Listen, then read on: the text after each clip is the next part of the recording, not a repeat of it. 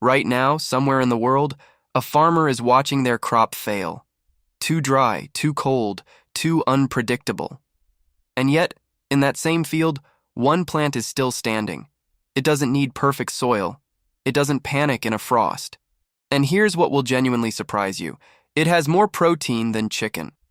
This is the story of the plant modern agriculture forgot, and why the unstable world we're entering might need it more than ever. Let's start with the uncomfortable truth. The food system most of us depend on was built for a stable world. Predictable seasons, reliable rainfall, consistent temperatures. Every crop variety, every irrigation schedule, every global shipping route assumes that tomorrow looks roughly like yesterday. But that assumption is cracking, and the cracks are getting harder to ignore. Droughts that used to arrive every decade are now arriving every few years. Frosts are hitting out of season, destroying crops that were days from harvest. Floods are washing out fields that took months to prepare. And the response from modern agriculture? Plant more of the same, just faster with more inputs, and hope the weather cooperates. That's not resilience. That's optimism with a price tag. Here's what makes this genuinely alarming. The crops that dominate our food supply today were bred for ideal conditions. Push them outside that narrow window, too hot, too cold, too wet, too dry, and yields collapse. We traded the ability to survive bad years for the ability to produce record yields and good ones. It seemed like a smart deal at the time. It's starting to look like something else. Every resilient system in nature has redundancy, multiple pathways, backup options. A forest doesn't rely on a single tree. A healthy gut doesn't rely on a single bacterium. But modern food? It increasingly relies on a handful of crops, a handful of companies, and a handful of climate assumptions, all of which are being tested at the same time. Something has to give. So what does a resilient food crop actually look like? It tolerates cold starts and late frosts. It grows in poor or compacted soil. It requires minimal irrigation once established. It stores without refrigeration. It delivers real nutrition, not just calories. And ideally, it improves the land it grows in rather than depleting it. That's a long list. One plant meets every single item on it. And we almost threw it away. The plant is called the fava bean, broad bean, Vicia faba. If you've seen one before, it probably didn't seem remarkable. Big flat pod, thick greenish beans inside, maybe an earthy smell. Not exactly the kind of thing that rewrites history. Except it did. Repeatedly. Across thousands of years and dozens of civilizations, the fava bean is one of the oldest cultivated plants on Earth. Archaeological evidence places fava beans in human diets at least 8,000 years ago, possibly longer. They've been found in ancient Egyptian tombs. Greek and Roman texts mention them as dietary staples. Medieval European peasants grew them as a primary protein source through long, brutal winters. This wasn't a regional food or a cultural curiosity. It was a global solution to a problem every civilization faced. How do you feed people reliably when conditions are uncertain? What made fava beans spread so far, so fast, wasn't marketing. It was performance. They could be planted while the ground was still cold, earlier than almost any other vegetable. Their deep roots accessed moisture in soils where shallow-rooted crops simply dried out. They kept growing in temperatures that halted other plants. Farmers across wildly different climates and cultures independently discovered the same thing. This plant is dependable when dependability is all that matters. And then there's the soil thing, which is genuinely fascinating. Fava beans are a legume, which means their roots form a partnership with soil bacteria to pull nitrogen directly from the air and deposit it into the ground. They don't just survive poor soil, they actively repair it. Plant fava beans this season, and the field is more fertile next season.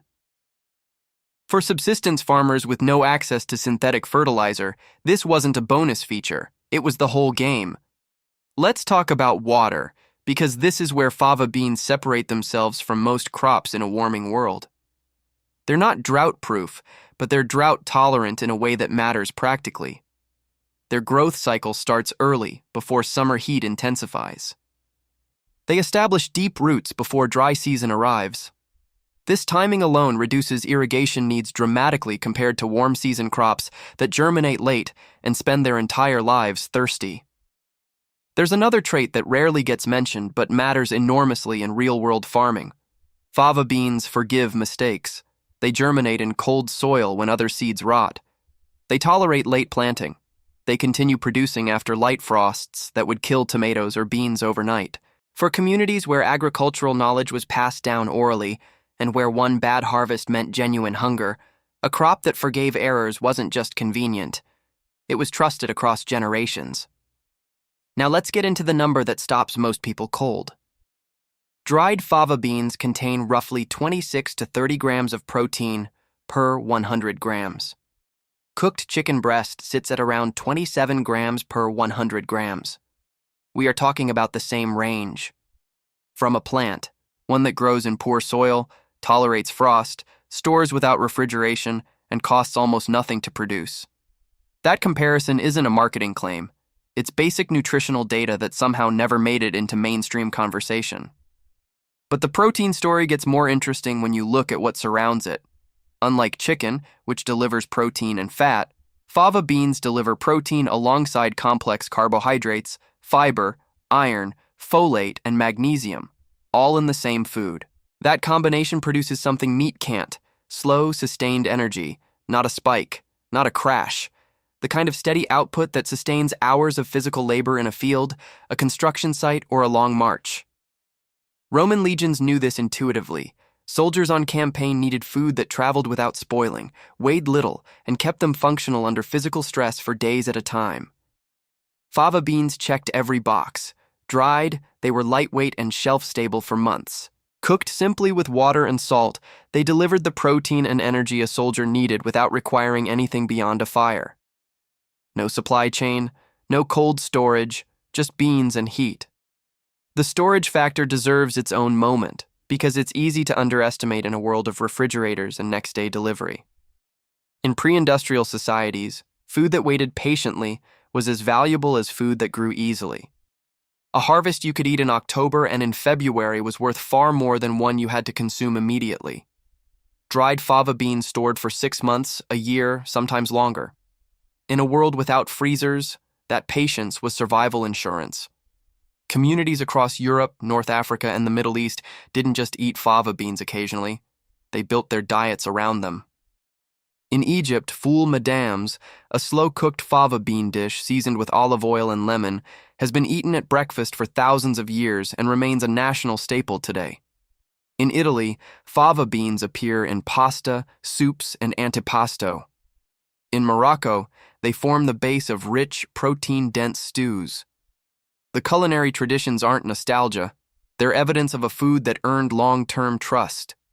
The phrase people used most often to describe fava beans across cultures was, "the meat of the poor." It's worth pausing on that. In the context of the time, it wasn't an insult. It was a precise description of function. This plant does what meat does, without what meat requires. No livestock, no grazing land, no winter fodder, no vulnerability to disease or theft. For households with limited resources, fava beans delivered strength without dependence on systems that could fail. So if fava beans were this capable, this proven, this nutritious, this reliable, why did they almost vanish from modern agriculture? The answer isn't complicated, but it is instructive. It comes down to one word: industrialization. And specifically, what industrial food systems decided to optimize for. Spoiler: it wasn't resilience. It wasn't nutrition density. It wasn't climate tolerance. It was something much narrower, and the trade-off has cost us more than most people realize. Modern food systems are built around scale, and scale requires uniformity above everything else. Harvesting machines need pods that are identical in size. Packaging lines need consistent product dimensions. Supermarket buyers need predictable appearance and shelf life. Fava beans cooperate with none of that. Their pods vary from plant to plant. Harvest timing shifts with climate. Their appearance is irregular. To an industrial supply chain, these aren't just inconveniences, they're disqualifying traits. The machinery problem was only part of it. Fava beans also require shelling, a manual step that breaks automation entirely. In a processing facility designed to move thousands of tons per day with minimal human labor, a crop that needs hands is a crop that gets dropped. Not because it failed nutritionally, not because farmers stopped wanting to grow it, but because it created a bottleneck in a system that had zero tolerance for bottlenecks. While fava beans were being quietly sidelined, two alternatives rose to replace them. Soy became the dominant plant protein because it processed cleanly, scaled infinitely, and could be transformed into almost anything. Factory farming made animal protein cheap, standardized, and available year-round. Both solutions optimized perfectly for the industrial model. Both required enormous inputs, centralized infrastructure, and stable conditions to function. Neither was built for uncertainty. The cultural shift followed the economic one, as it usually does. Once plant-based protein disappeared from mainstream diets, the perception of it changed. Protein became synonymous with meat. Animal sources were framed as complete, superior, serious. Plant sources were rebranded as inferior, incomplete, or suitable only for people who couldn't afford better. Fava beans stopped being seen as strength food and started being seen as poverty food. That reframing did more lasting damage than any agronomic limitation ever could. What was lost wasn't just a crop. It was a category of knowledge. How to grow fava beans in your specific climate. When to plant relative to last frost. How to dry them properly for long storage. How to prepare them so they're digestible and delicious. This knowledge lived in communities, passed down through practice, not textbooks.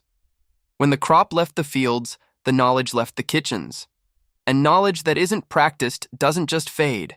It disappears entirely within a generation or two.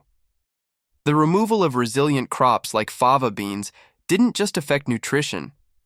It changed the structure of food systems themselves. Every crop that got replaced by soy or factory protein was one less redundancy in the network, one less backup when the primary system failed. Systems that remove redundancy get faster and more efficient, right up until the moment something goes wrong. Then they don't bend, they break. And the more optimized the system, the more catastrophic the break. Here's where the story turns, because the conditions that made fava beans inconvenient for the last 50 years are reversing, faster than most food system planners anticipated. Soil degradation from intensive monoculture is now widespread. Input costs for synthetic fertilizer have spiked repeatedly due to supply chain disruptions. Water stress is becoming a planning constraint, not just a bad season. The narrow climate window that industrial crops depend on is getting narrower. The case for resilient crops is rebuilding itself in real time. In small gardens, community plots, urban farms, and regenerative agriculture systems, fava beans are quietly coming back. Not through a coordinated campaign, not through government policy, through individual farmers and gardeners rediscovering what the data has always shown. This plant works where other plants struggle. It works in marginal soil that isn't worth irrigating. It works in early spring when most seeds won't germinate. It works alongside other crops, improving their environment while producing its own yield. Researchers are paying attention too. Plant breeders are developing fava bean varieties with more consistent pod sizing, addressing the uniformity problem that excluded them from industrial supply chains. Food scientists are exploring fava bean protein isolates as an alternative to soy in processed foods. Some of the largest alternative protein companies in Europe have already shifted toward fava beans as a primary input. The crop that got pushed out for being too irregular is quietly being engineered back into relevance. For home gardeners, the practical case is even simpler. Fava beans are one of the easiest crops to grow in cool climates. Plant them in autumn or early spring. They need minimal fertilizer. They make their own. They shade out weeds as they grow. They require no staking in most varieties. And at harvest, you get pods you can eat fresh, beans you can dry for months of storage, and soil that's measurably more fertile than when you started. That's an unusually complete return on a single crop. And the kitchen possibilities are wider than most people in the English-speaking world realize. Fresh fava beans, briefly blanched and peeled, have a buttery, delicate flavor that bears almost no resemblance to the canned versions most people associate with the name. Dried favas become the base for soups, stews, and spreads with deep, satisfying flavor. Roasted, they're a high-protein snack with real crunch. The culinary range of this bean hasn't shrunk. It just stopped being taught. Let's address the limitations directly, because every honest conversation about a crop has to include them. Fava beans do have real constraints. A small percentage of people with a specific genetic condition called G6PD deficiency need to avoid them entirely. Some people experience digestive discomfort if the beans are poorly prepared or eaten in large quantities before the gut adjusts. And their flavor, earthy, dense, assertive, isn't universally loved on first encounter. These aren't deal breakers, but they're real and they matter. Preparation makes an enormous difference with fava beans, more than with most crops. Dried beans need soaking before cooking. Fresh beans benefit from double peeling. Remove the pod, blanch briefly, then slip off the inner skin. That second skin is what gives improperly prepared favas their bitter, chalky quality. Once it's removed, the bean underneath is genuinely delicious. Most people who claim to dislike fava beans have only ever eaten them incorrectly prepared. It's a technique problem, not a flavor problem. Growing them well also has a learning curve, though a shallow one. Fava beans prefer cool weather and struggle in summer heat, which means timing matters. In most temperate climates, that means an autumn planting for spring harvest, or an early spring planting as soon as soil can be worked. They need support in windy conditions and benefit from pinching the growing tips once pods set, which also, conveniently, produces a tender green you can eat. Every part of the plant is useful if you know how to use it. The broader lesson here isn't really about fava beans specifically. It's about a category of food we've systematically undervalued, crops that were built for uncertainty rather than optimized for abundance. Fava beans are one example, but the list is long. Amaranth, teff, cowpeas, bitter melon, moringa. Crops that fed people through droughts, wars, and collapsed supply chains, then got pushed aside when conditions improved and industrial alternatives became cheaper. The pattern repeats across every continent. What these crops share isn't just resilience, it's a different relationship with failure. Industrial crops are designed to produce maximum output when everything goes right. Resilient crops are designed to produce something useful when things go wrong. That distinction sounds simple, but it has profound implications for how we think about food security. A system that only works under ideal conditions isn't actually secure. It's just untested. And the tests are coming. There's a concept in engineering called graceful degradation. The idea that a well-designed system doesn't fail catastrophically when pushed beyond its limits. It loses performance gradually, maintaining some function even under extreme stress. The best food systems work the same way. They have crops that produce less under bad conditions rather than nothing. They have storage strategies that extend food access beyond the harvest window. They have nutritional diversity that doesn't collapse when one source fails.